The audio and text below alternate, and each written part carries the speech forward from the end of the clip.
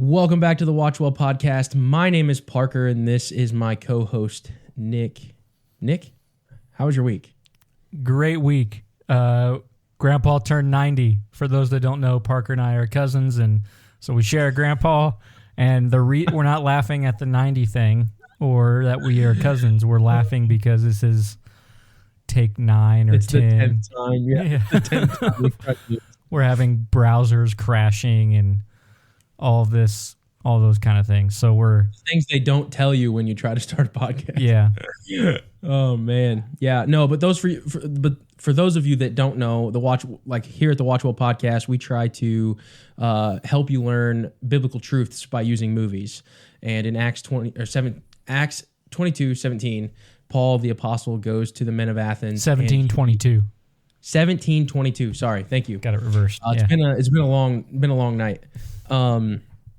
Paul goes to the men of Athens and he uses their art to introduce them to the God of the Christian faith, and that's what we're trying to do here. We're trying to emulate the Apostle Paul. So we're glad to have you. If you're new, if you've been around, you know that Nick's answers to my questioning how his week goes is always insufficient. Yeah. Nothing more than good week. Nothing more than good. It was good. It was good. Good. We should make t-shirts. How was your week, Nick? Good. I like that. Yeah. I'm not the small talk is not a strength of mine. It's not. Mine either. But so this week we're going to be reviewing Titanic through the lens of truth. Mm-hmm. So at least we're going to attempt for the 10th time to record this. Yep. Again, so bear with us with the technical difficulties. We'll do our best. We're doing our best to grow a podcast and learn along the way. So we appreciate you guys being patient with us. So Nick, you want to do the movie rundown? Yeah. So this movie was released in 1997, Titanic. And so Parker, you may have already known this, maybe not, but at the time, this was, so once it was done in theaters, the most watched in terms of box office movie of all time. Yes, so this, it's been passed since then, but that record stood until the Avengers, the first Marvel's Endgame. Avengers. Yep. And then it was broken again later by Endgame, it was broken by The Force Awakens, I think, as well. But so this held the title of most popular movie of all time for a good chunk of years. Also, the movie that kind of made Leonardo DiCaprio a star. Yeah. So released in 97. It's a PG-13 rating, and this predates plugged-in movie reviews by quite a bit, so we don't really have anything for that. But Rotten Tomatoes gives it an 88% from critics. And I want to get your opinion on this because of what you told me. One of the reasons we picked this movie, Parker, was because you sent me a text, or maybe it was a conversation, I can't remember. But you said this movie is timeless, right? I did say that. So, but listen to me here. Critics, 88%. So that's pretty good. It's a pretty high amount of critics that call this a good movie.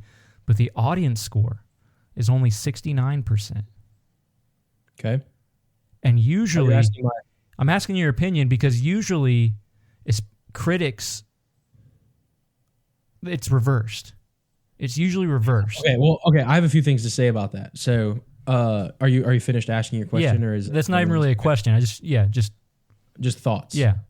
Okay, so first thing, I think the way things are judged now on Rotten Tomatoes are different because, things are more woke these days, and the critics want something different than the audience.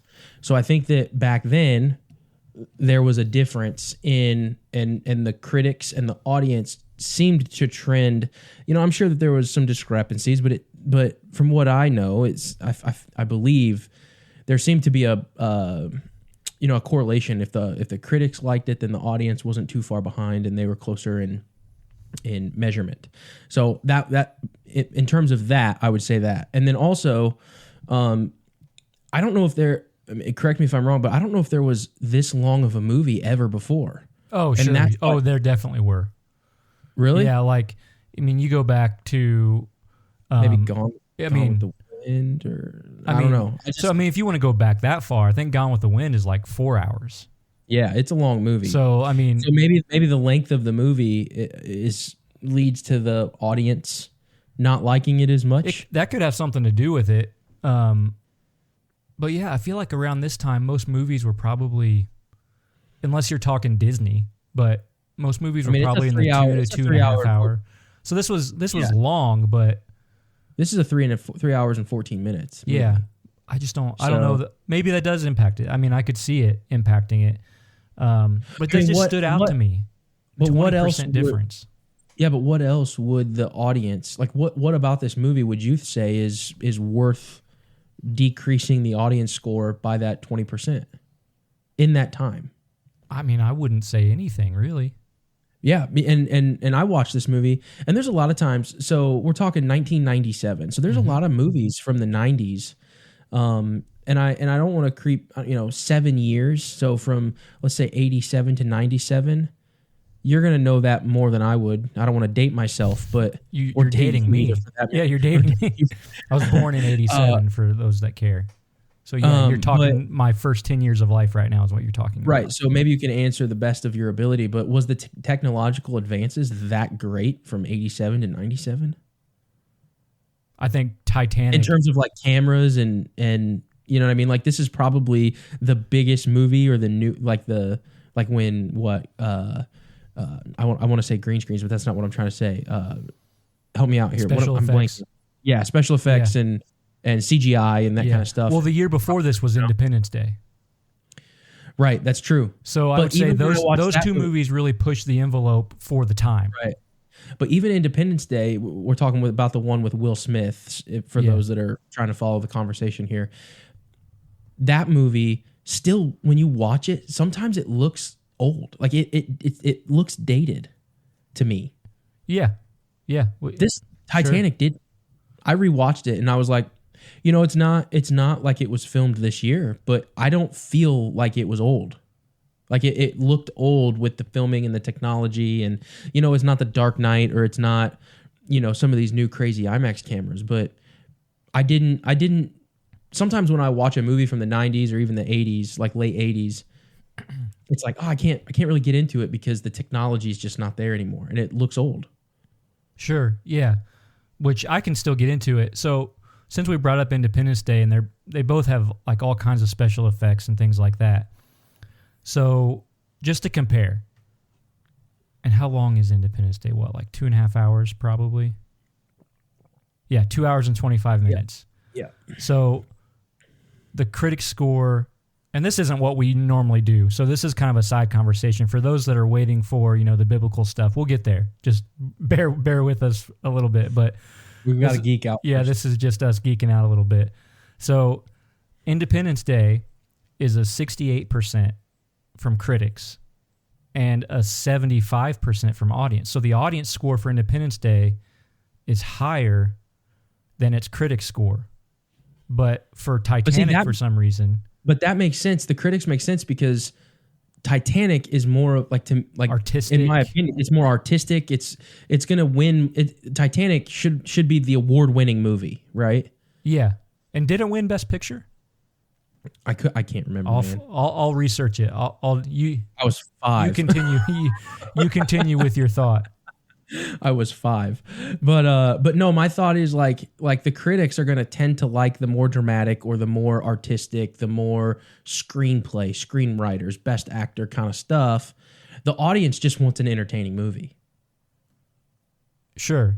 Yeah. Now I think that those two things were closer together in that time, as opposed to now the critics are just going to push the agenda and the audience just still wants good, entertaining stuff. Yeah. So those are my thoughts. So here's super deep. I think you're kind of right. This is. So it looks like Titanic won Best Original Score, but I feel like the score in Titanic is just "My Heart Will Go On" over and over again.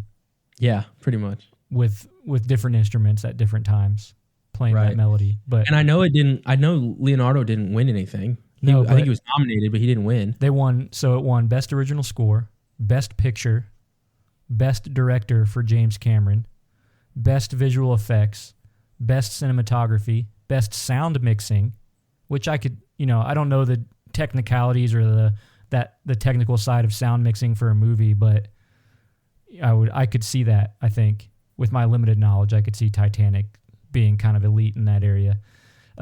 Best Costume Design, Best Production Design, Best Film Editing, Best Sound Editing, Best Actress, so Kate Winslet, Best Supporting Actress, which I don't know which actress they're talking about there.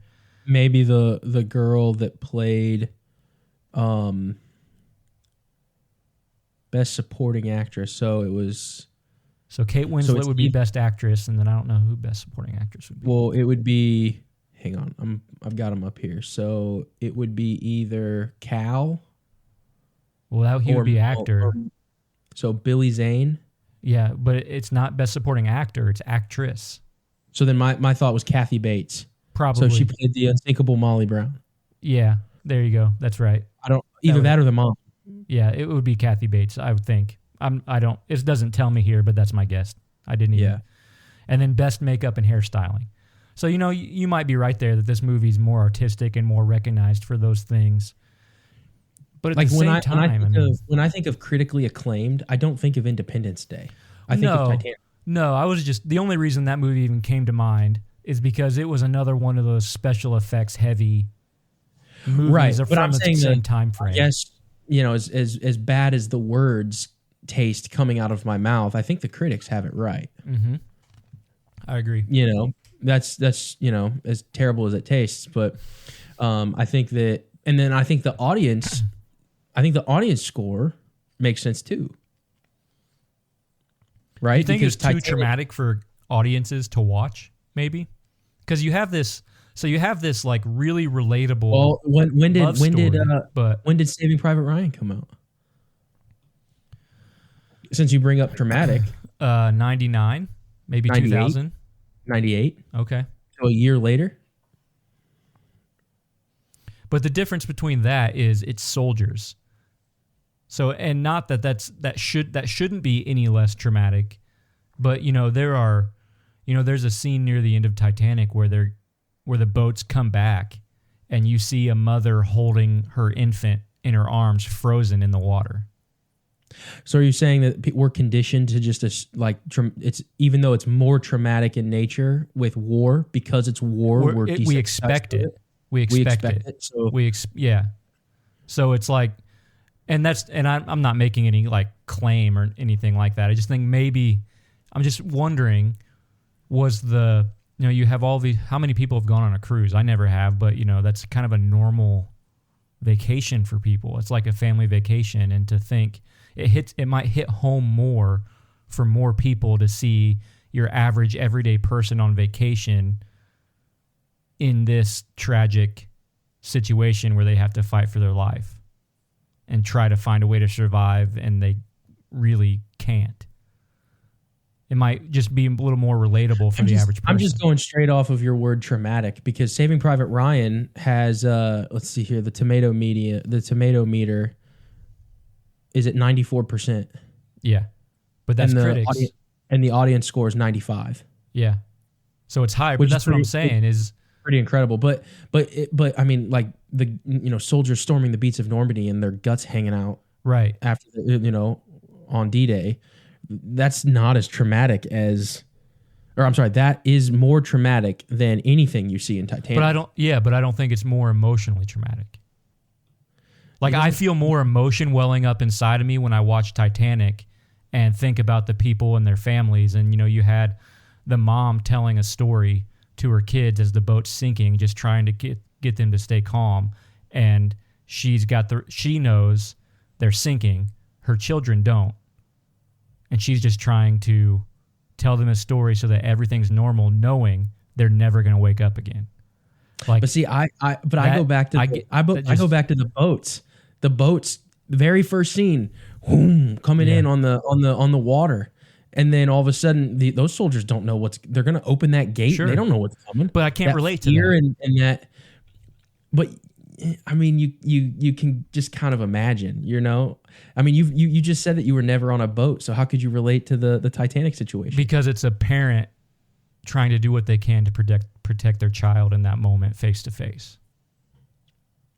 I don't know, with man. impending danger, and maybe that's just me, but anything and everything that is parent-child centered hits me all the time. It doesn't matter what it is. Well, I do have to agree with that a little bit, I guess, but I don't know. But war movies, I can watch war movies and have a great time and never feel any trauma whatsoever. Oh, see, I do all the time. I actually feel more emotion during war movies than the Titanic. Yeah. See, and it's not, for me, it's not Titanic in general. It's just those particular scenes where it's a parent and a child. I think what we're finding out, I'm just more of a patriot than you. Probably. And I like America more than you do. That's probably what it is. Maybe. I'm not going to, I won't argue the point.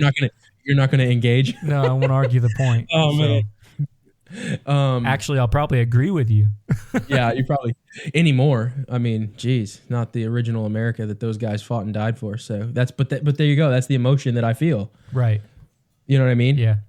So I just it just causes me to put myself in that position. If how do I comfort my family if I'm the only one that knows death is right there on the doorstep?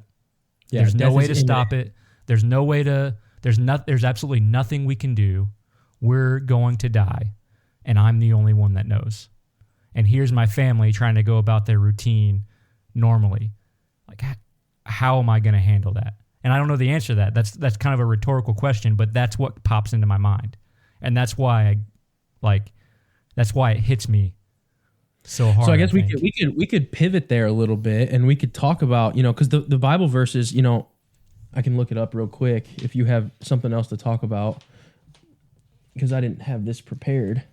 But you know what? It's going to be faster if I Google it real quick. Yeah. Hang on 1 second. Let me pull this up.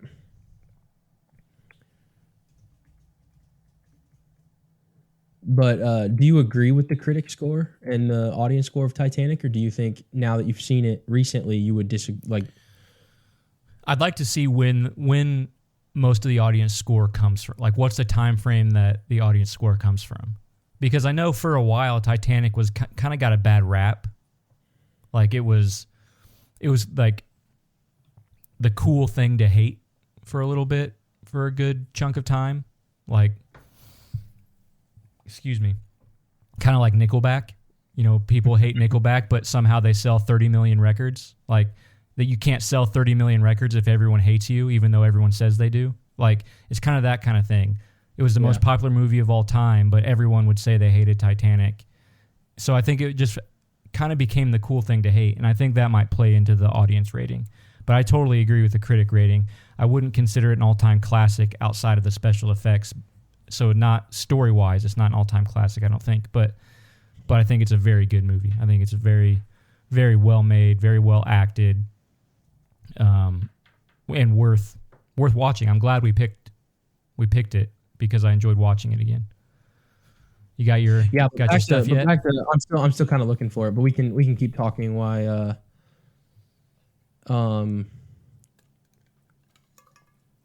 Yeah, I'm gonna keep looking while we continue talking here.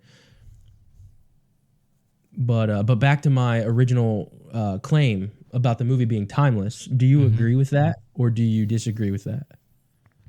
Yeah, after watching it, I agree. I didn't. I wouldn't have thought I would say that, to be honest, because I kind of laughed. I'm shocked that you say that too, because you did laugh. Yeah, you made fun. I laughed at you. I was like, what? Saw your. Yeah. Timeless Titanic. Yeah, but maybe that's because I got sucked into that cool to hate it kind of thing, and kind of it had been. So I watched it a couple days ago, and it's probably been, I don't know, 15 years, maybe 20 years since I'd seen it last. So, but yeah, after watching it again, I think it timeless. Yeah, you could watch it at any time, and it would be good. I was just kind of shocked at how good everything. I mean, it makes sense they won all those awards. Mm-hmm. I mean, it looks so good on screen. Yeah, it looks great. Yeah, which that that's not surprising because it's James Cameron.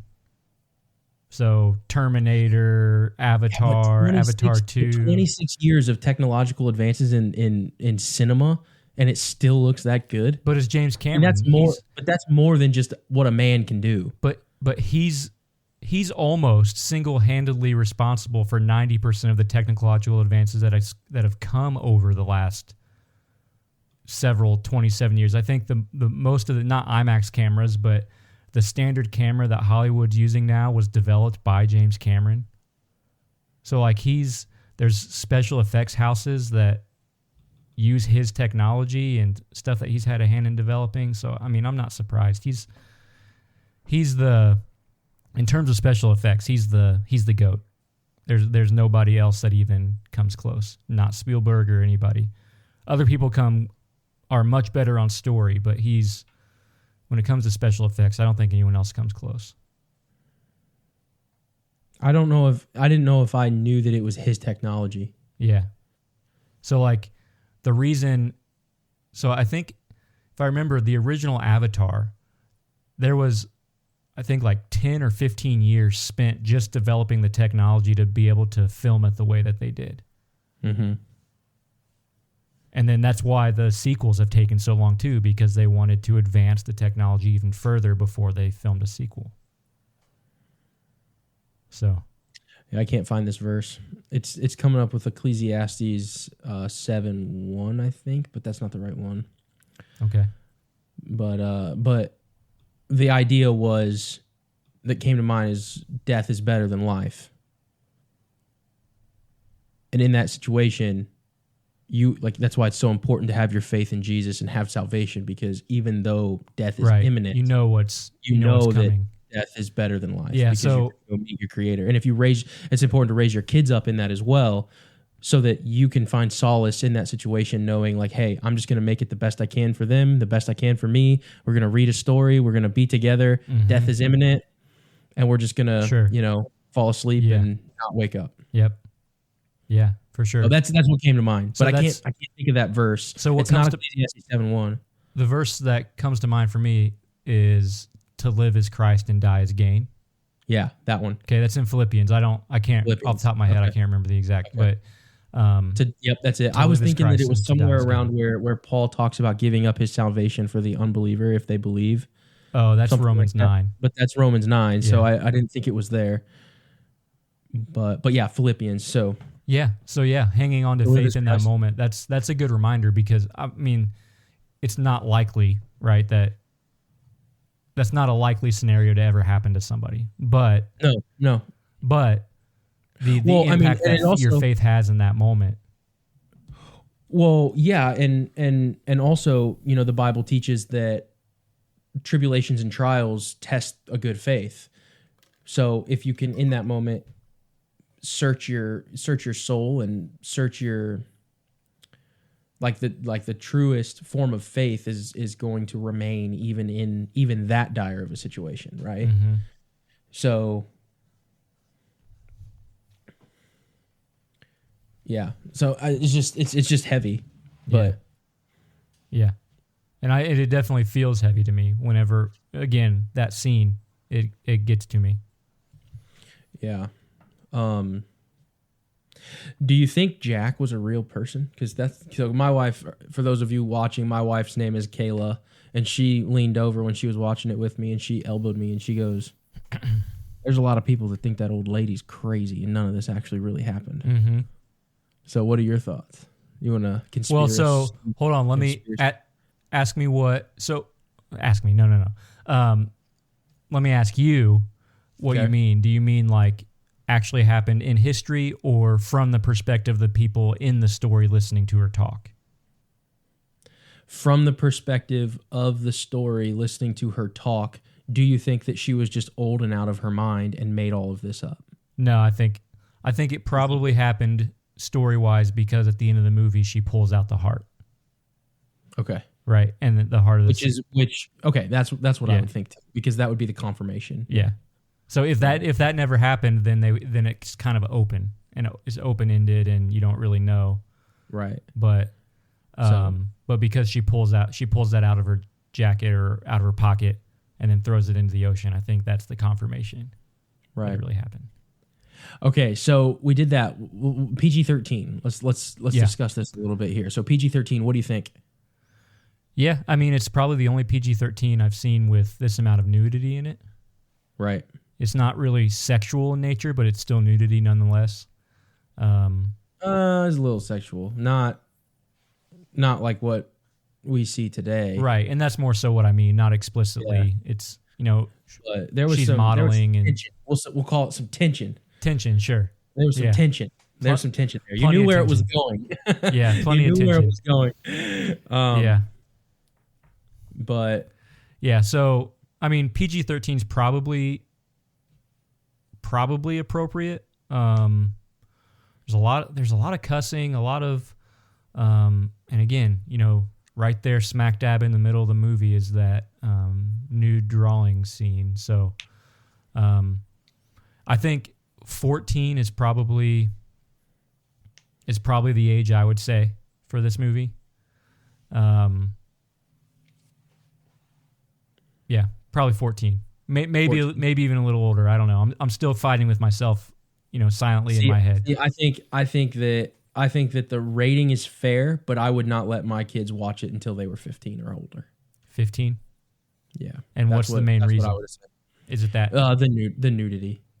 The nudity. Mm-hmm. But see, I would be okay letting them watch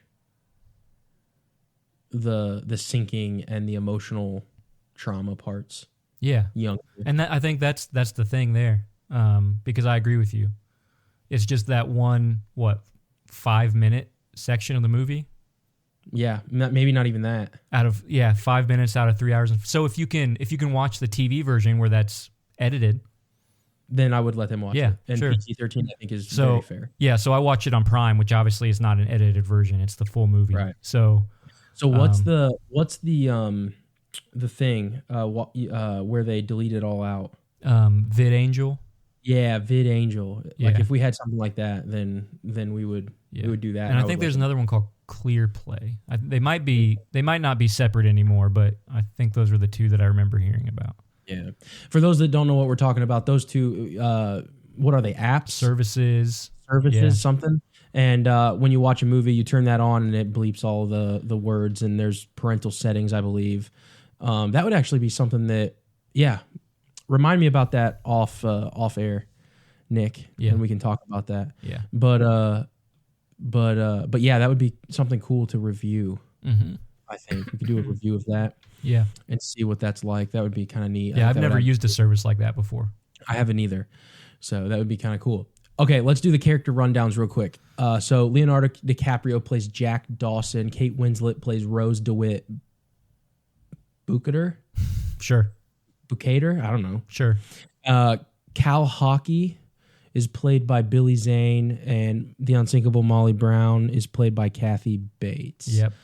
And then Rose's mother, Ruth, is played by Frances Fisher. Yeah. And that's pretty much really all you need to know. Yeah.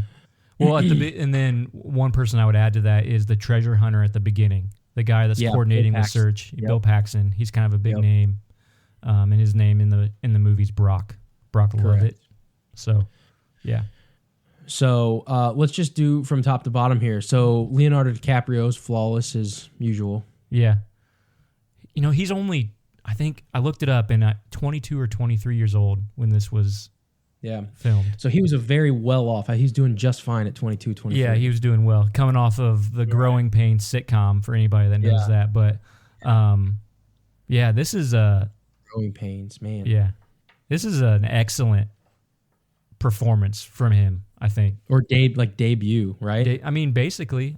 He's been, like I said, Growing Pains, and he was in some other things before this, but this was kind of his big, this is what made him like the teen heartthrob, and then that's what propelled him into, superstardom, basically. So, yeah, he did a great job. What do you think about him?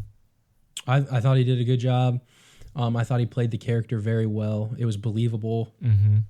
Yeah, all around well done. Crazy. Yeah. Kate Winslet. Kate Winslet did a good job. I mean, I don't know if we're really going to have much to say now that I think about this. Like, you're just going down the list. Good job. Good job. Yeah, all the acting was stellar. Yeah. And I would say Billy Zane, guy that plays Cal, might have been the best. Because in terms of making you hate him. Yeah, I think it's a tie between him and Molly Brown. Okay, yeah, she's really good too. You loved Molly Brown because, and honestly, this might trigger a bunch of people, but I don't really care. You don't care? I don't care. Donald Trump is very relatable because he's high class, but he relates to the blue collar guy. Sure. And that's exactly what I thought of with Kathy Bates, her portrayal of Molly Brown. And they said that at the very beginning of the movie, if you remember, you know, she was like an overnight success with, was it oil? I don't remember what. I don't remember specifics, but I remember it was like, oh, it's new money. Yeah, it's new money. Yeah, and so that's that. I just kind of thought of that. So that's why she was the bridge between the high class individual that was Rose's mom, completely detached, and then Jack. Yeah, and he was helping her. You know, he gave Jack the suit. Mm-hmm. I'm sorry, she gave Jack the suit because which is really bizarre to me that like her son, like she just happened to have that on just the boat. Happened to have like his suit. Her son, he's not even on the boat. Not even on the boat, but she's brought her son's suit. Yeah, thought that she would, find just somebody from the slums in the bottom of the boat, and so. But we suspend our disbelief so that plots can take shape. Yeah, can take shape. So, but yeah, so like I really liked that character probably out of all of them. I thought that was such an important character to bring to the film because without that, nothing fits. There's no connection to the puzzle. Mm-hmm. There's no blending of the economic separation, the economic privilege or whatever, the classism, really, Yeah, what's her name in The Office? Kathy Bates. Joe. Yeah. I still, every time I see her, I think of that just because, it's one of those shows that I watch on loop. So I think of her all the time as. But she did so great. I loved that character. So they all did really well, but I agree with you. I think either Billy Zane or Kathy Bates has to be you can't have the movie without either of them. And I know that's kind of cheap to say because like sometimes when something just fits, like a production just fits, and it's like look at The Office. You replace any one of those people, it's not The Office anymore. Mm-hmm. You can't take anybody out and put in somebody different. It'd still be The Office because everybody did such a great job with their characters. Yeah. I think the same is here, but especially for those two. Yeah. So then the film begins. We see the treasure hunters, and the old lady who was actually a survivor just happens to see what they found and the drawing of herself, and that they were looking for the diamond or whatever the jewel was. And then we go back to 1912, right? So this is where we see Rose and Cal and family and their entourage boarding the Titanic. Mm-hmm. And I don't think they ever explicitly say. It's pretty clear that Rose is being basically forced into a marriage that she doesn't want, right? That's pretty clear from the get-go that she's... Yes, I would agree with that. I would add, though, I don't think that she knew at the beginning of the movie that she didn't want it. Right. But something that I read in preparing in a description of the movie is that it said that Rose is a 17-year-old girl whose mother has arranged this marriage because her husband passed away, and without him, they will lose their social status. So she's arranging the marriage, and Rose, I can't remember a time in the movie where they say her age, but she's 17, according to what I read. The character is 17 years old. I don't think that was in the movie, but the scene where Rose is putting the corset on, mm-hmm. her mom comes in and delivers that information, right. if you remember. And so, Cal is supposedly 30. Wow. So she's being promised to somebody 13 years older than her who's an adult, already an established person, a 30-year-old man, and she's 17. But so that's in the character descriptions that I pulled from. I don't even know where I pulled it from. Probably IMDb or Wikipedia or somewhere, wherever it was. But yeah, it says Rose is a 17-year-old girl, originally from Philadelphia, who is forced into an engagement to a 30-year-old Cal Hockley, so she and her mother, Ruth, can maintain her high-class status after her father's death and left the family debt-ridden. Yes. So, like, just that age gap, I think that could have even furthered the plot more if they would have explicitly pointed that out. How so? Because you would have known more about her hesitation. Like, what, 17-year-olds being manipulated into marrying 30-year-olds. That's not necessarily a good look for the 30-year-old, right? That furthers your hatred of Cal. That furthers your hatred of her mother. Like, that's even more so that as a viewer, you want her out of that situation. So yeah, I think that's a very good point. Do you so you use the word hate towards the mom? That's hatred in terms of she's acting as a villain, here's Rose, who's essentially your main character. I mean, you could call Jack the main character, but it's really the story's all built around Rose. So essentially she's your hero, right? She's the protagonist. And I know she's not like in a traditional sense, but she's the protagonist. And so everything that happens around her is villains or kind of side heroes helping her along. And her mother definitely plays the role of a villain, somebody forcing her into a situation that she doesn't want. So I'm not disagreeing. So that's all I mean by hating. Right. I'm not disagreeing with your... I asked the question just to get a little bit more of what's in your head. I'm not disagreeing that her mom is not a villain for a few reasons. But the dichotomy, I think that's the correct word, the dichotomy between the two villains is interesting to me. So she has motivation. Tell me the difference of what you see between Rose's mom and Cal as the two villains. Well, I think I hadn't thought about comparison and contrast between the two of them, but because they're both villains, but they're very different villains. Yeah, I think they're operating out of very different reasons and motives. Sure. And that's what's so interesting to me because, and I know we've brought this up on the podcast before, but the heart is deceitful among all things, right? And I think that it's so interesting that they have different motives. They're both villains. So you have Cal. How would you describe his motives that make him a villain? Success, winning. I think he even says to Jack at some point, "I always win." Yeah. Right. Yeah. So pride. I guess you could call that pride. Pride. Yeah. I would also say. I was trying. Like I agree. I'm just trying to make it more precise to Rose, him and Rose, because he's very much a businessman. Just cutthroat, even at the end of the movie where he's paying the guy off to get onto the lifeboat to save himself, just, prideful, selfish. So I was trying to think of a way to communicate that more specific to Rose because he wants Rose from the beginning. It's not only until Jack comes along that he gets territorial. When he might lose. When he might lose, right? Yeah. So, but he's still the evil guy. He's still not a good guy, regardless. Yeah. So I was trying to find a way. I don't know if you could. Yeah, but even the relationship. My only thought was that he wanted somebody to dominate. Yeah, and that's the exact word I was getting ready to say was dominate. Right. And that's kind of the creepy part when if this is true again, and this what I read from the description, if Rose is a 17-year-old girl who just lost her father.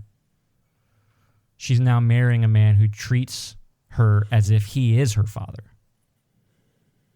But even worse, right? But he clearly recognizes that she's a child, right? Yeah. Because he treats her like that.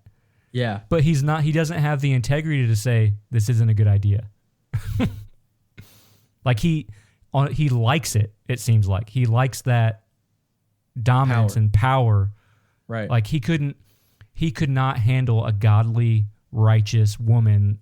You know, for example, what it talks about in Proverbs 31 with wisdom and strength. He could not handle that because he would see that type of woman as a threat, which some of those characteristics throughout the story are what Rose grows to exhibit, right? Yes. In defiance of this evil man who's trying to dominate her. Right. Right. So, and that's with more of the free-spirited contrast in Jack. Yeah, for sure. You know, where, you know what, we're going to take life as, you know, live simply and to yourself, you know, and help others, more open to that. So he just can't handle any challenge to his his pride, to his dominance, to his power, authority. Like, he has to have final say over everything. And like he tells Jack, he has to always win. Yeah. So, yep. Yeah. So we've talked about a lot of that. So let's contrast that with the mom. Yeah. Complete fear, the opposite. So you have power and you have fear, and they're completely opposite, but they're both villains. Yep. And I thought that was so interesting. Yeah. I thought that was so interesting because she is terrified to be the lesser human in her, like, in kind of in her own words and actions, and how she treats Jack as inferior, you know, because of the, what would you call it? The privilege of her last name based off of her husband's wealth. But you can't even say wealth, right? Just his name. Given the time frame, so early 1900s, do you think that maybe, and this again isn't prepared at all, this is just kind of an off-the-cuff thought, do you think that maybe their motivations are actually the same? And so they're both motivated by power and dominance, but we're seeing the contrast or the difference in the way they're actually responding. She's responding in fear. He's responding in pushing and being domineering. Is that just the different ways that men and women naturally respond to a loss of power? Or when they're faced with that loss of pride or selfishness, a woman might respond more in that fearful way and try to manipulate things into a proper outcome for themselves. Whereas a man, again, and I'm not saying one is better, they're both desperately sinful, but the man is going to be naturally be drawn to be more domineering when they sense that loss of power or a hit to their pride coming. They're going to be more forceful in the way they respond. Okay, so I'm going to say something that may come out wrong, but I think that the male, I might agree with you. Okay. But you just don't know yet. No. I might agree with you, but I think the male version of what you're saying is more sinful than the female one. Okay, can you explain the reason why is because I think that men have a duty to protect women. Sure. Just as a general, statement. Women and children, no differently than we see on the boat. That's why protocol is, women and children first. Yeah. And right. He violates that protocol, right? He violates that too. So I think that I would be more apt to say that it's less sinful and more of a, like, especially in that time, I need to be taken care of and no one is.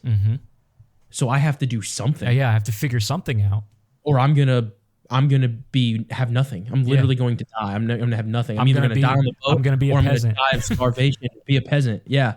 So I think that I can't be down in the lower levels of the boat. I've got to be up in the penthouses and in the best rooms and all. Right. That So stuff, I think that there is. So if we're just talking about the initial nature of that, I think it's actually not a coping mechanism, but a defense mechanism for good things, like for good intent. But how she goes about it and how she discriminates based off of class is more of what makes that sinful in the movie and for her character than Cal. Because Cal is just all negative. It's all sinful. It's all about making himself a god almost, the power, right? Sure. So I always win. Ordering Everything people I do is around, right. I'm ordering people. I'm in control, and I can pay my way through. I'm smarter than you. Yep. Yeah. Yep. Because you know, so I think that. Go ahead. Sorry. I don't know. No, you're fine. That was kind of the end of the thought, but I think that. Yeah, I think that I tend to give more grace, or at least the very beginnings of those actions, decision making, whatever you would call that, the beginning of that, I think one is not inherently sinful and the other is. One's, I need to protect myself because no man is protecting me, which I don't know if you could say is sin. And the other is just completely sinful arrogance. Well, I think you can say it's sin because it's pretty clear that it comes from a place of, and not even just in the movie, but just, so I'm kind of jumping away from Ruth when I'm talking about it, but the motive to do that is kind of, it has to be coming from a lack of faith. Like wherever that, in terms of that, loss, yes, I would agree. so yeah, so I guess I'm just sinful, looking at the defense of because you can have all the faith in the world, but part of honoring God is using your brain and strategy and sure, and having an emergency fund, for lack of a better description. So if you don't have that, yes, God's going to provide,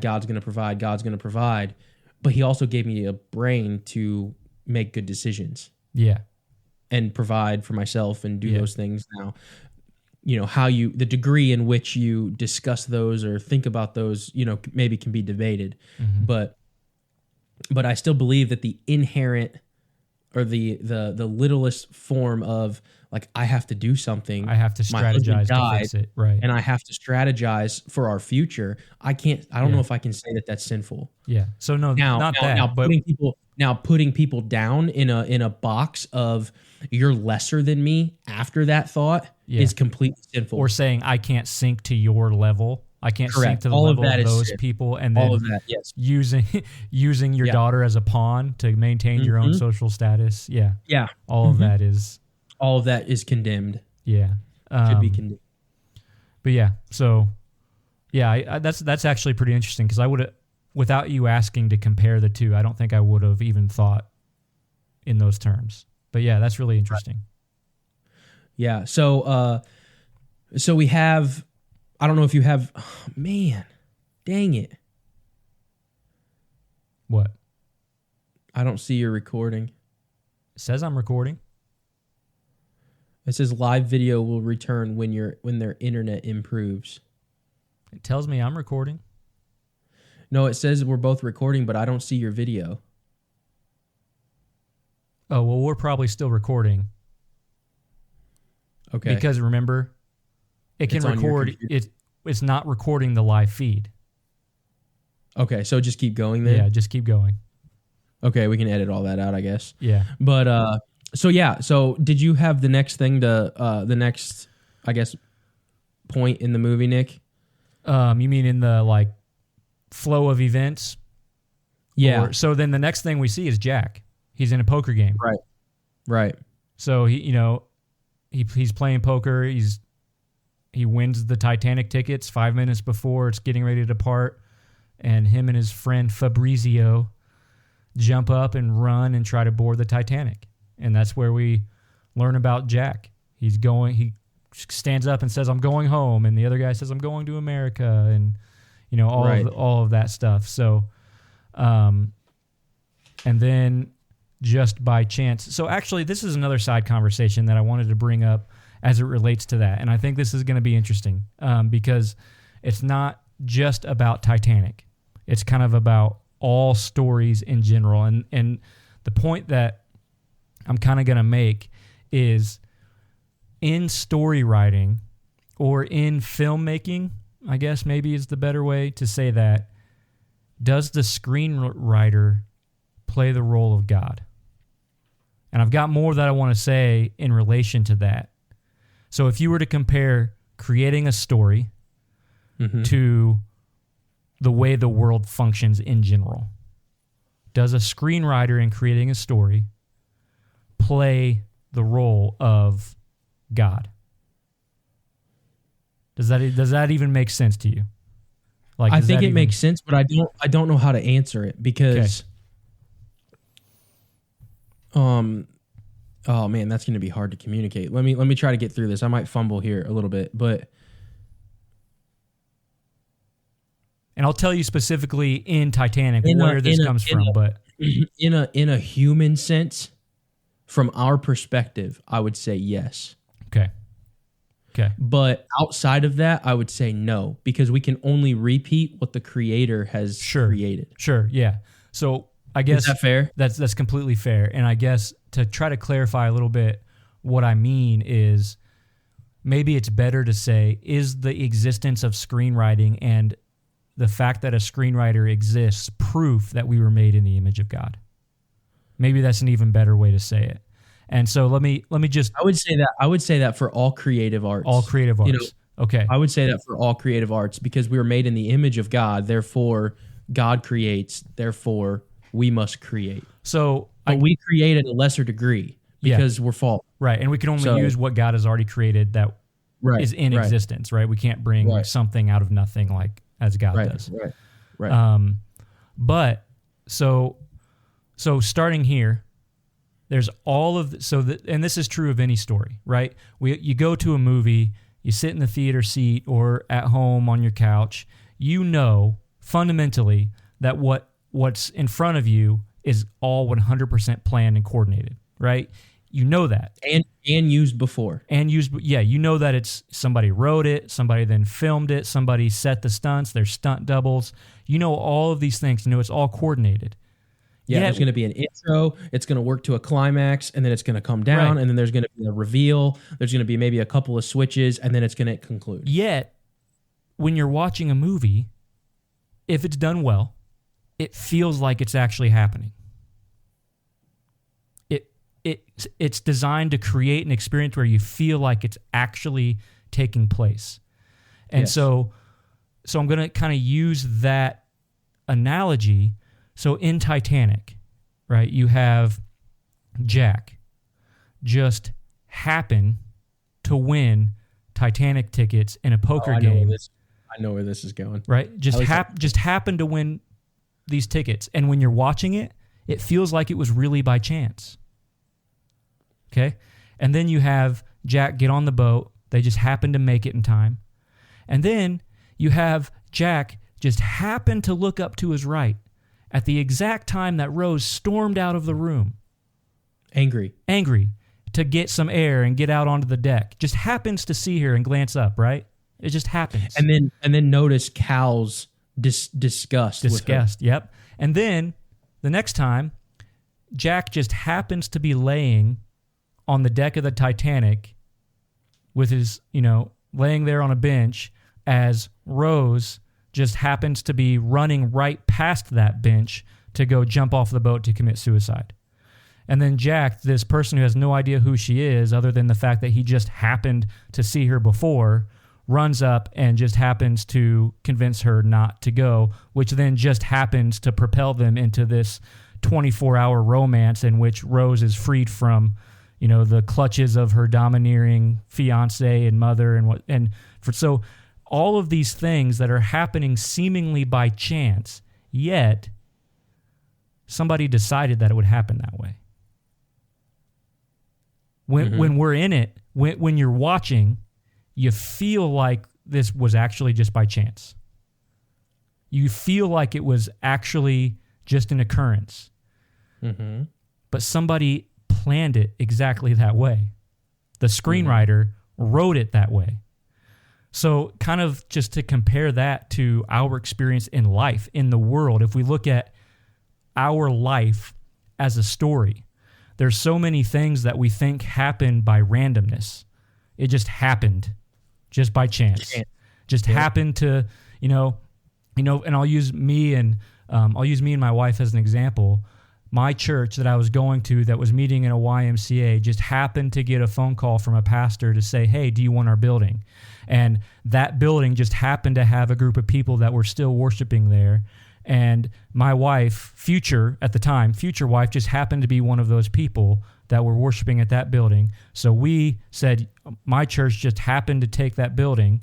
and we just happened to merge those two churches together, and we just happened to sit close to each other at a dinner and just happened to meet each other because these seemingly unconnected, unplanned, random events happened in a way that caused us to meet each other.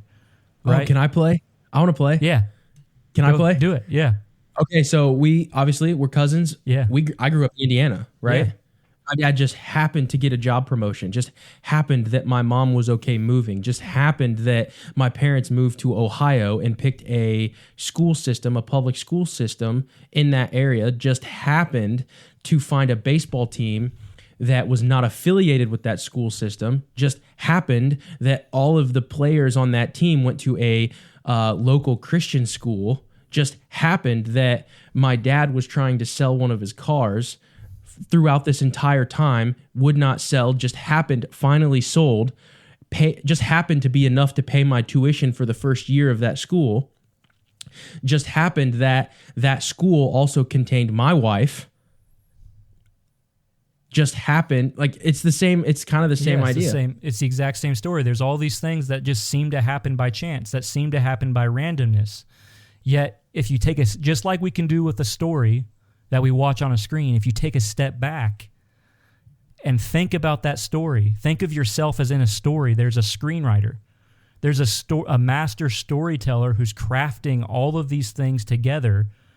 And the Bible says that he's working all things together for good of those who love him and are called according to his purposes. So that even takes us to like even the bad things that seem to happen by chance. Well, and we're going to have to get into that for those that I think you're opening a huge can of worms. Oh, here. I'm sure I am. But so just like for the film, that often unspoken reality is that a screenwriter decided and determined exactly how all of these events would play out. Yet when we watch it, we feel like it's just happening by chance. Same in our life, we feel like all of these things are random or just by chance. But we have an ultimate master storyteller who's crafting it all together for his glory and for the benefit of those who love him. So just to see that, and I think in my mind, the book of Esther in the Old Testament is probably the best example of that, because there's so many things. God's working behind the scenes. He's never mentioned, right? He's never mentioned at all in the book. There's never God said this or God did this. It's just the events playing out seemingly at random, right? The king just happens to choose Esther to be his queen, right? And, Mordecai just happens to uncover a plot to save the king and gain the favor of the king. And then it all, there's a whole lot of stuff that is similar to that. That just happens to be the case. There was just one night where the king just happened to not be able to sleep. So he wanted to read in the books about, the works that people have done. And he just happened to read about Mordecai and remember what Mordecai had done. And so like all of these things just happen, yet God is behind the scenes working them all to bring about a positive solution for his people. And I just think this movie, for some reason, I don't know why, maybe it's just that sequence of events at the beginning of the movie or near the beginning of the movie, but that really hit me when watching Titanic. So let's address the elephant in the room here. Oh boy! Just for those who are watching, Nick, you couldn't be talking about predestination, could you? I could be. I could be. So then let's ask the obvious question. Mm-hmm. What about free will?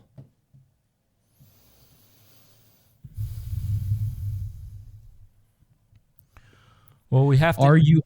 And I'm kind of helping the conversation here. Are you saying that Jack was forced to help her, that Rose was forced to jump, that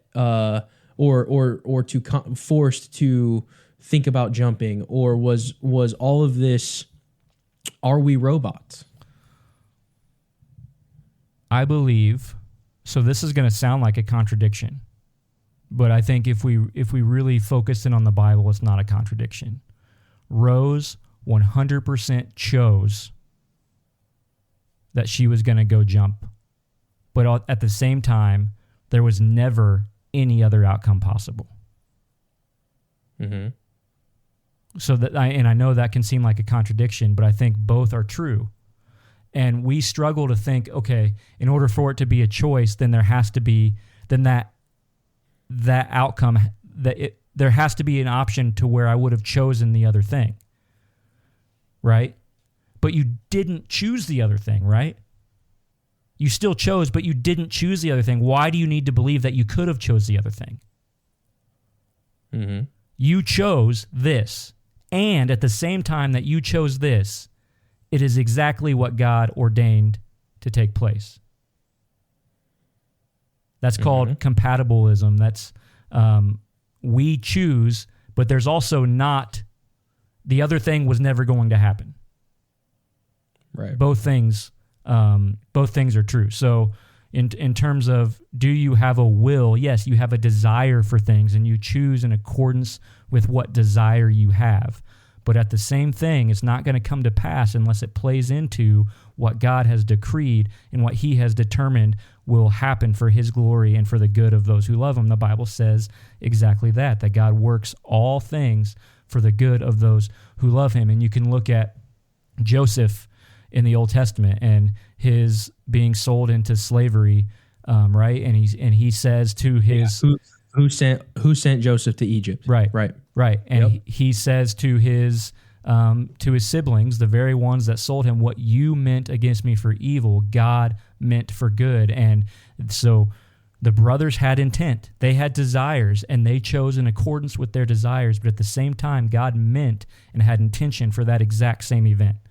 And there's not another reality where Joseph doesn't get sold into slavery.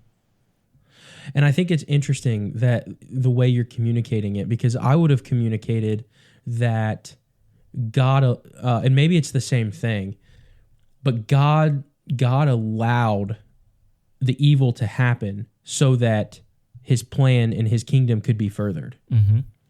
And that might also sound backwards too, because why would God allow evil? So I'm interested to know what you would think about that. Why would God allow evil? Well, evil is already the status quo in our world because of sinful man.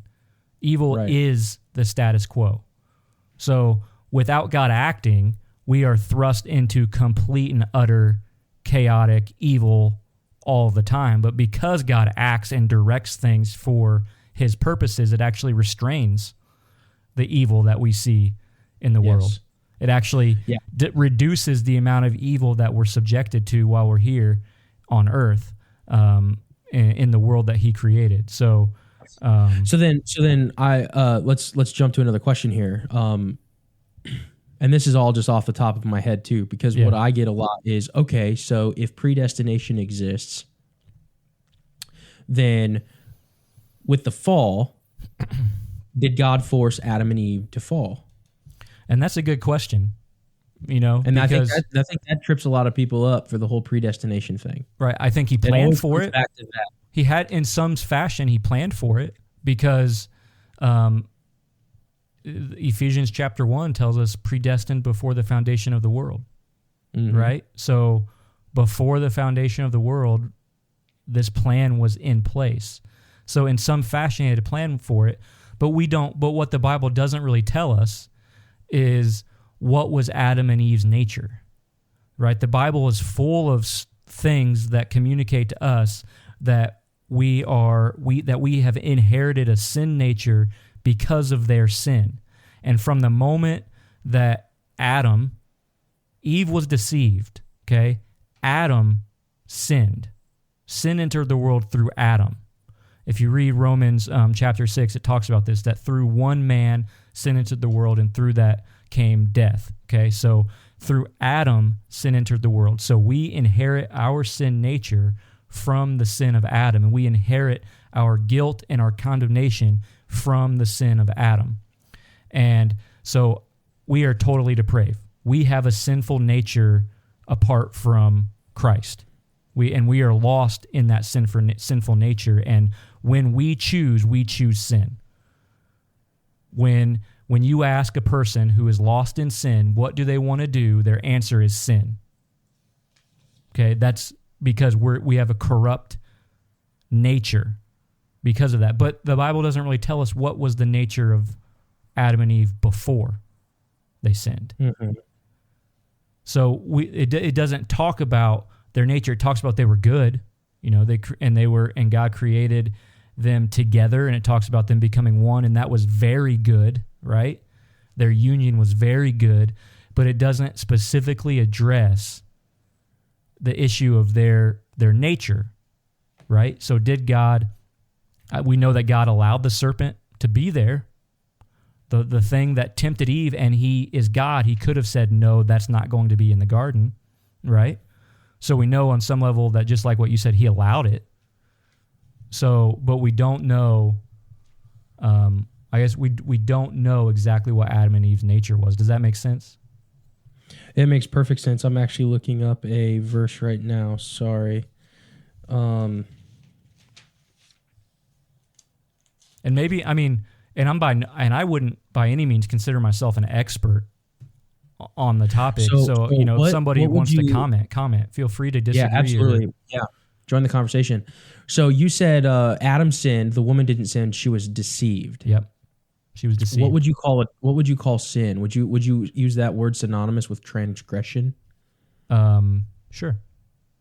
I think so. To counter your point a little bit here, because I had always understood the fall as the woman was deceived and sinned, but Adam bore the responsibility.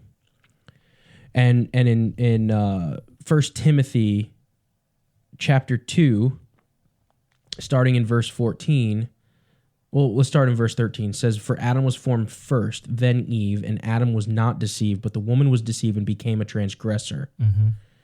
Yet she will be saved through childbearing if they continue in faith, love, and holiness with self-control." So I don't know if we can say that Eve didn't sin, and I may be getting you on a technicality here. Yeah. So I offer that because I still think your point stands. Mm-hmm. But I think that, if you look at the punishment, Adam was passive. Eve sinned and subverted her duty to following her husband. And there's a hierarchy there between God, man, and woman. And not that women are inferior. It's just the gender roles that God created. The hierarchy that our God is a God of order, and man is the head of the woman, in a union, and Christian marriage and all of that. So the way I understood it was the woman was deceived and became a transgressor, but Adam bore the responsibility, which is why sin enters the world through man. Yeah. Is that incorrect? No, I don't think that's incorrect, but I don't think that Adam necessarily bore the responsibility for Eve's deception or Eve's action. I think that Adam, in his following Eve's lead and taking of the fruit himself, is what threw the world into sin and death.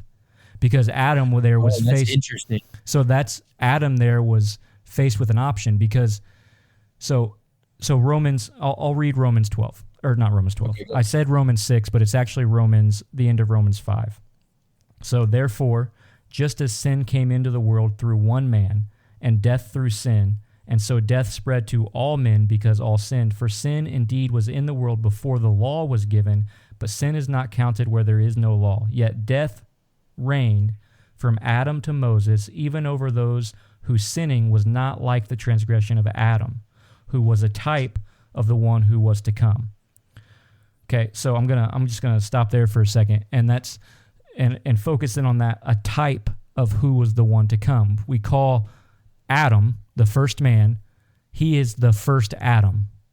Christ is the second Adam, right? Correct. So correct. Adam, the first creation. Yeah, because earlier it's like death in Adam, alive in Christ. You're either of Adam or you're of Christ. Right. So then Jesus did something that Adam didn't, because he is a second and better Adam. So Yes. if you put yourself, and some of this comes from a book called Death by Living, and it's not necessarily a theological book, but this is just a thought to get us thinking about how this all happened. So don't take this as precise theology, but just allow this to think and kind of form what you're thinking about as we talk about it. So Adam there is confronted with the fact that his wife has eaten of the fruit that God told Adam would cause them to die. Right? Mm-hmm. God told Adam, he talks about before Eve was even formed, do not eat of the tree in the midst of the garden, for if you do, you will surely die. Right? That's what God tells Adam. We have no record, doesn't mean that he necessarily didn't, but we have no record in Genesis of God telling Eve the same thing. Right? And the way I understood it was God told Adam, and it was Adam's responsibility to communicate to Eve. Sure. Yeah, and I think that's a good way to view it. And then when the serpent tempts Eve, he tempts with, did God really say? Yes. Right? And then Eve, surely you won't die. But then Eve said, we aren't to eat of it or do what? Touch it. Or touch it. But God didn't say that. So where did Eve get that? I don't think from Adam. I don't know that. I don't, that's one way to think about it, because God didn't say don't touch it. God said don't eat of it.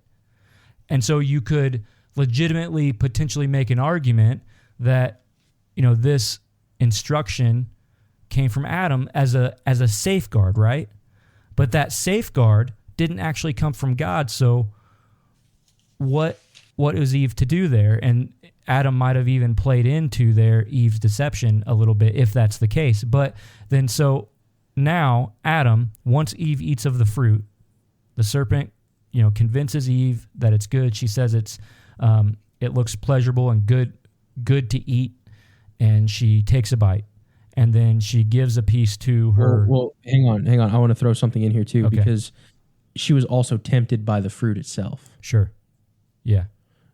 I think that's important. It looked good because it looked good, and it specifically says in verse 6 of Genesis 3. It says, "And the tree was to be desired to make one wise." Mm-hmm. Yep. And what do we see often? We see us leaning on our own understandings, and there's the opposite of that is what should be. You should lean on God's understanding. So yeah, sure, yeah, that's a good point. So I just wanted to add that. Yeah. So and then Eve eats of it, right? Mm-hmm. And then Adam is handed a piece, or handed the whole thing, whatever. And Adam right then has a decision to make, right? Mm-hmm. So what is it that Adam didn't do that Christ did do? You want me to answer? Sure. It's rhetorical or maybe not rhetorical. You can answer it if you have an answer. I would say that Adam's responsibility is to his wife in that moment. Yep.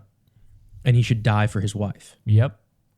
Christ was a sinless substitute for us, who took the penalty of sin upon himself, right? Yes. But Adam didn't. He was passive. Adam at this moment is sinless. It was the woman. Adam at this moment is sinless because he's handed the fruit.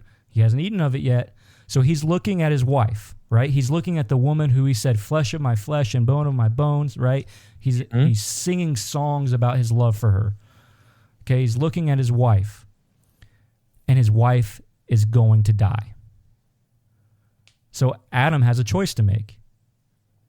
He can die instead and save his wife, or he can join her in death. And he chose to join her in death. Yes.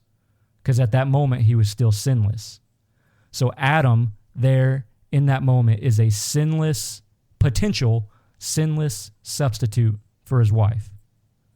Yet, instead of doing that, he chooses the desirable fruit rather than the salvation of the woman he loves. That's awesome. Rather than the salvation of his bride. And then Christ made the exact opposite decision. Mm-hmm. Confronted with the sin of his bride, he says, take me instead. Yeah, you're right. That's very well put together. That's awesome. That's exactly right. So Christ, the second Adam, the second and better Adam. Why is he better? He's better because he did what Adam couldn't or wouldn't. Yeah. Which goes back to the original conversation of, God orchestrating everything. Yeah. And why does evil exist? Yeah. If God just freely said, man, do whatever you want. Do whatever your heart desires. Well, what does a deceitfully wicked heart desire? Sin. So if God removed himself and said, man, I don't want to override your free will whatsoever. I don't want to do anything that might hinder you in doing what you please. The results of that are catastrophic for the world. Yes. Like, if God said, do what you want, and I'll be here when you want me, no one's ever coming to him. No one's ever going to want him. No one's ever going to be saved. No one's ever going to be redeemed. No one is ever going to experience anything good whatsoever in their life. Even the Bible talks about common grace, right? God sends the rains, and the believers and non-believers alike get the same rain, right, on their crops. A believing farmer gets rain on his crops and the crops grow.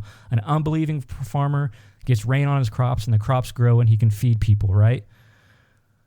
If God removes his grace, if God removes his intervention, overriding man's evil hearts and evil free wills, and the result is nothing but chaos. We take something that can have some semblance of order and insert nothing but chaotic violence. That's the result of God removing himself and allowing man just to act in his free will. Violence. I do what I want all the time. We get an extreme version of Cal in Titanic. I always win. Yep. I always get what I want. I'm going to put myself in the place of somebody else who actually needs the spot on the boat. Well, it's the knowledge of good and evil, and we will be like God. Mm-hmm. That's what we sought after, right? Yep. So we become God. That's what the heart of man wants, is to be God. Yep. Exactly. And in doing that, we run after sin in our corrupt nature. When we do what we want, we sin. Yeah, when God pulls us back and gives us grace, that's when we don't sin. Yeah. Yep. And I think that right there is a good stopping point for at least that discussion, because we could do a whole podcast on the next discussion from there. Yeah, for sure. But let's go back to, now I'm kind of thinking, and this might be dumb. Okay. You can tell me if it's dumb, okay? And if it's dumb, you can post down in the comments. All right. But do we see that grace with Molly Brown? Can you explain what you're thinking a little bit? Because maybe, but I don't really know where you're going. You have judgment from mom. You have the sinful pride and self-worship of Cal. And Molly Brown's the one that comes and says, I don't care who you are, you're going to that dinner. You have a seat at the table. Sure. You have a seat at the... Yeah. You have a seat at the table. Yeah. I'm going to give you my son's tuxedo. Oh, man. So you can have a seat at the table. You can have a seat at the table. Yeah. Yep. What do you think of that? Yeah. I think that's really cool because we are clothed. We can put on Christ and have a seat at the table. We're clothed in his righteousness and accepted. Yeah, sure. You could say that. You can do something there. Yeah. Pretty close. Thought that was cool. That one just hit me. Yeah. Did you have anything else?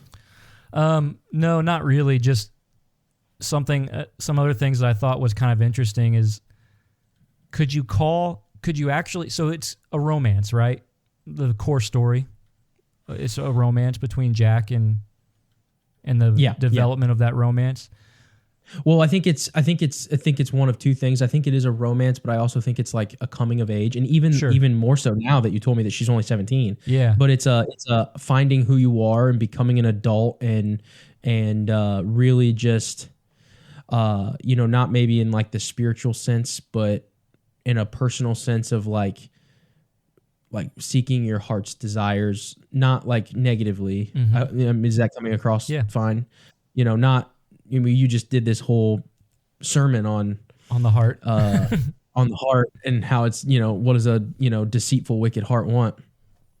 But we do have our own desires that are healthy, that are, and this is not in contrast to that. It's just a different conversation in context, and I think that that's part of the movie too. Mm-hmm.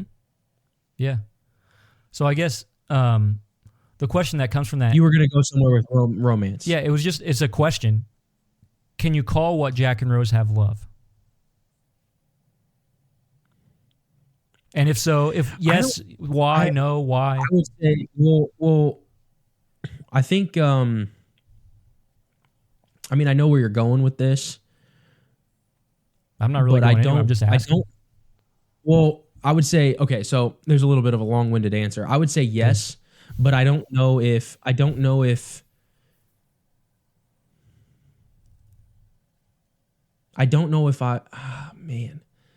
that one's tough.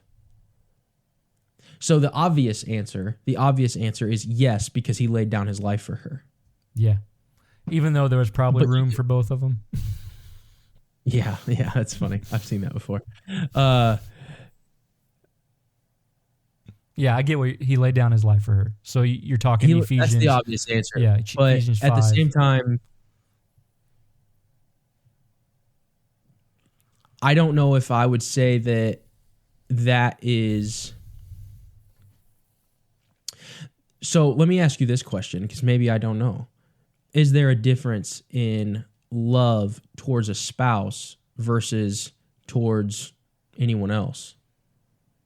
Yeah. I think because so. Yes, they were romantic, but me dying for my wife is different than me dying for you. Right.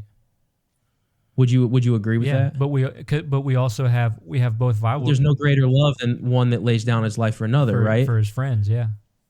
Yeah. So is there a difference? Yeah. So we have both verses, right?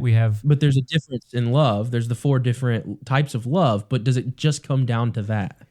Yeah. I think there's.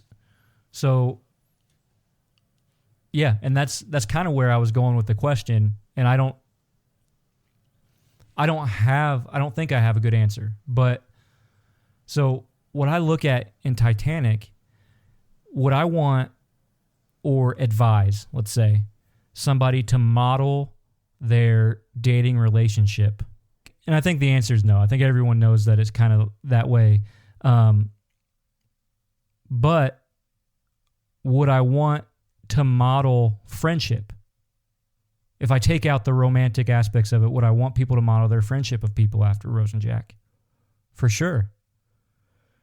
Because when Jack is in trouble and can't help himself, who runs to his rescue? Rose. She risks her life to run and try to help him and get him out, and eventually does, preserving his life a little bit longer.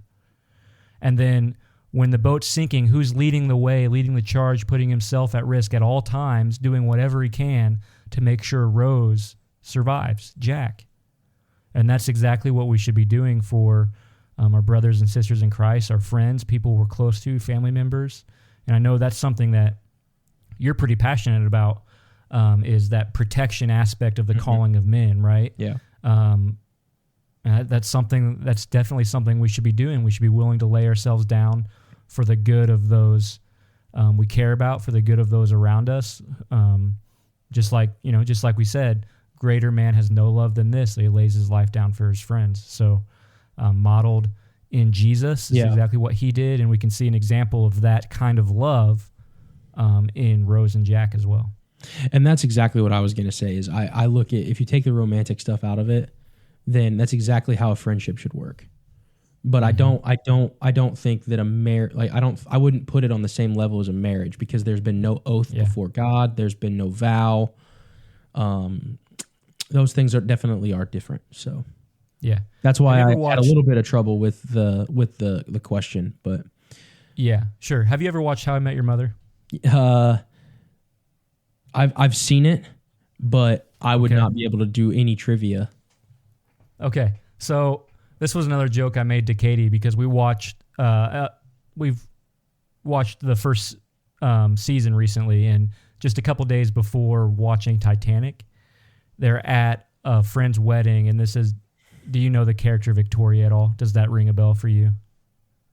Mm-mm. Well, she has this theory that, so Victoria and Ted, the main character, they meet each other and they hit it off immediately, but they refuse to start a romance.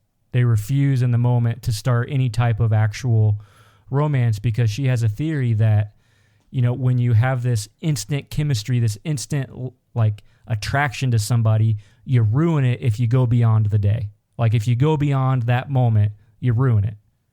Is this when Right. Ted tells her he loves her too early? I can't remember if that happens or not. It's at a wedding, and so like they're going in to kiss, and it's like this slow build up, but she tells him to close his eyes, and they never actually kiss because she runs off with his eyes closed. And the theory is we'll always have that perfect moment. The anticipation, the build up, will always have that perfect moment. And that's the reason I bring that up is because I thought it was kind of fun, and that's what Rose has. She has this 48-hour romance with this guy named Jack, who knows, if Jack survives, maybe they get married and then get divorced after a year, right? Like, so she has this preserved memory, this perfect moment for all time that can never be corrupted in her mind because of how wonderful, right? Outside of him dying, but that romance, But that adds to it, yeah. right? It can never be corrupted. Whereas if he survived, maybe they stay together, maybe they don't. Maybe they grow to hate each other. Maybe, like all of those things. I just thought it was interesting. Thought that the movie's an example of that. That's really good, man. Anything else? No, I've got one final point. It's kind of elementary, I guess, but maybe it's not. I don't know. But I wanted to talk about the idolization of the boat itself. Yeah. And I wanted to talk about, like, what they say in the movie. It's the unsinkable ship. Unsinkable. Right? Yeah. And it just kind of made me think about how we live our lives, with, idolatry of ourselves and idolatry of celebrities and our entertainment, and putting our entertainment before, our morals and our beliefs as Christians, and, just being a part of the world, just blending in. And I don't know, it just kind of made me think that we start to believe these things will be enough to save us, in terms of how we worship them. People may not think that they're worshiping something, but if you're putting it above your salvation, if you're putting it above, your relationship with Christ, then that is a form of worship, and it's sinful, and it's not going to save you. It's sinkable. It is truly sinkable. And I would just encourage everyone to, it may trigger you, it may not. You may think that Christians are crazy. You may think that we're crazy, but just really, really sit down and think about, like, morality. And one of the things that got me was that every sin that ever will be committed, that ever has been committed, is being committed, or ever will be committed, is either paid through Jesus or will receive judgment through a righteous God. And and so we can rejoice in that, knowing that nothing will not get what it deserves. And so they worshiped the boat. They said it was unsinkable, and it sunk. And if you have faith in Jesus, that's a boat that won't sink. It's unsinkable. So yep. Those are my final thoughts, man. Yeah. Awesome. I know we had a lot of troubles through this episode, Nick. I had a blast with this one. It was actually a lot more fun than I thought it was going to be, outside of the technical difficulties. Maybe you're right. We should do a behind the scenes Yeah, blooper. just us saying the same things over and over again with the internet crashing. But I appreciate you, and we appreciate you guys for sure. We definitely appreciate you guys listening. We hope it gives you guys value. Don't be afraid to engage with us. We're trying to create more engagement. Leave comments, join the discussion.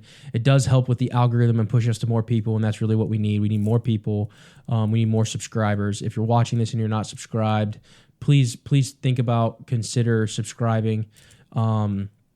It's our mission here to reach more people, to get conversation going, discourse going, to, help the apologetic or the defensive of the faith. So if you are a Christian, come on, just share it with other people, other Christians, because we really want to use these movies to help others communicate the defense for their faith. And I know, Nick, I'm sure you went through this. I went through this. It's empowering when you start to think critically about this stuff and get to know the Bible more and can look at the opposition in terms of the arguments and be able to refute that and rely on God's word, stand on God's word to do that. And the apostle Peter says, right? It says every man will have to give an account for their faith. And